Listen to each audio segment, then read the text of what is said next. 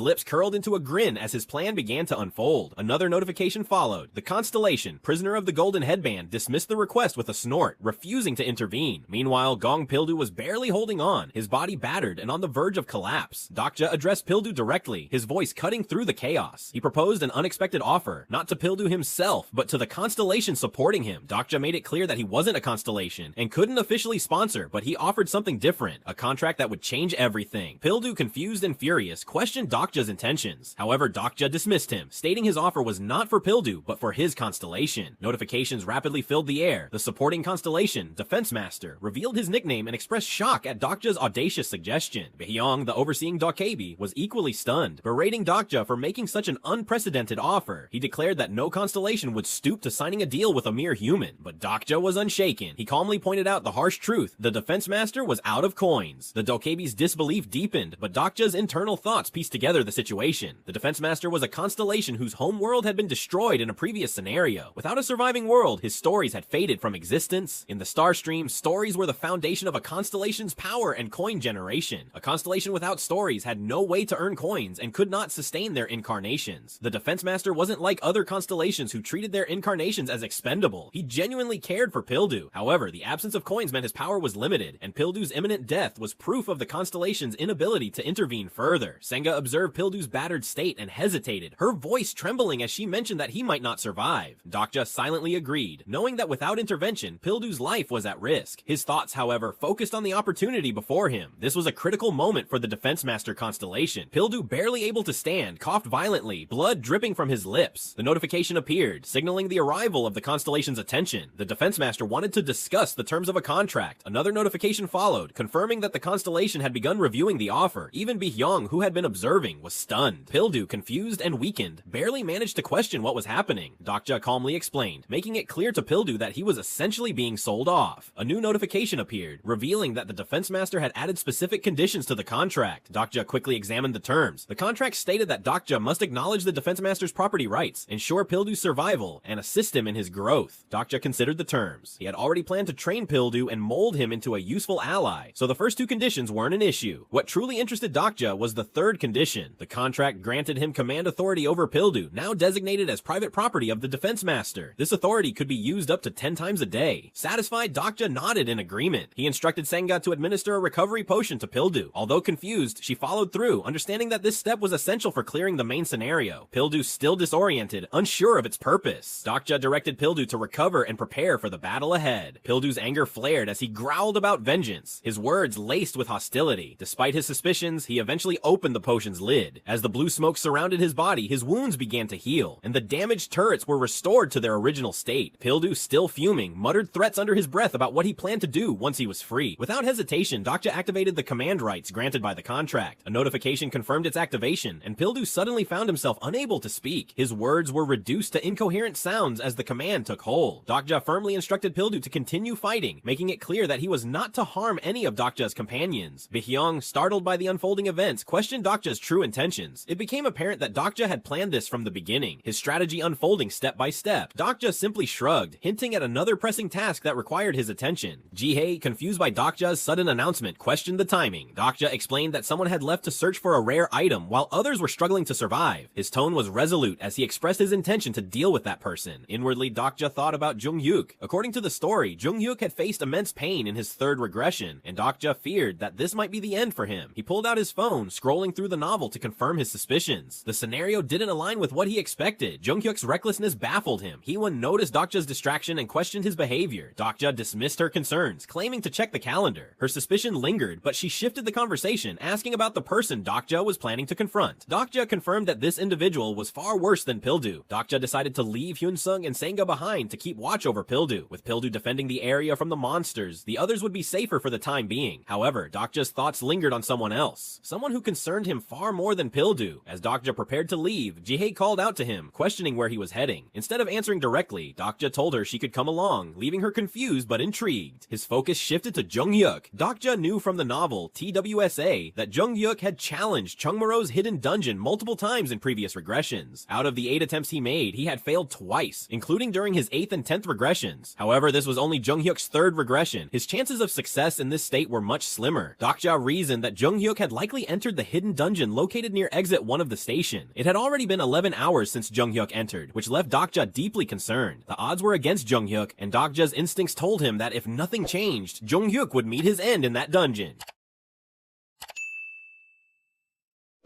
Dokja and his companions made their way to the entrance of the hidden dungeon located on the first underground floor. As they approached, a notification appeared informing them of their discovery. The message revealed that a hidden scenario had been unlocked, and their task was to defeat the master of the cinema dungeon. The area before them was unlike any other. A deserted movie theater loomed ahead, shrouded in an eerie stillness. Jihei seemed uncertain, questioning Dokja's decision to save Jung-hyuk. Meanwhile, Hee-won observed the scene with a touch of humor, commenting on the unusual romanticism of the setting. However, their curiosity about Dokja's motives grew stronger. Dokja's determination was clear, but his reasoning puzzled those around him. The constellation, secretive plotter, also expressed interest in his decision. Dokja's calm response, implying Jung-hyuk's usefulness, only added to their confusion. Deep down, Dokja understood why they were bewildered. After all, Jung-hyuk had always been a hostile presence, someone who would gladly turn against him at any moment. Yet here he was, rushing to his aid. As they stepped closer to the dungeon, Dokja's thoughts wandered to something Jung-hyuk had once said during his later regressions. Jung-hyuk had spoken of choosing the worlds where the most people could be saved, leaving the others behind. On the surface, it sounded noble, but Dokja knew better. Those abandoned worlds, their fates unknown, had always troubled him. What happens to a world where the regressor has died? Dokja wondered that does it reset along with the regressor, or does it continue to exist like a parallel universe? The uncertainty haunted Dokja. If those worlds continued to exist, they would face devastation without a regressor to guide them. For Dokja, this possibility was unacceptable. His true purpose in being here was not just to save Jung-hyuk, it was to prevent his death and stop him from resetting through regression.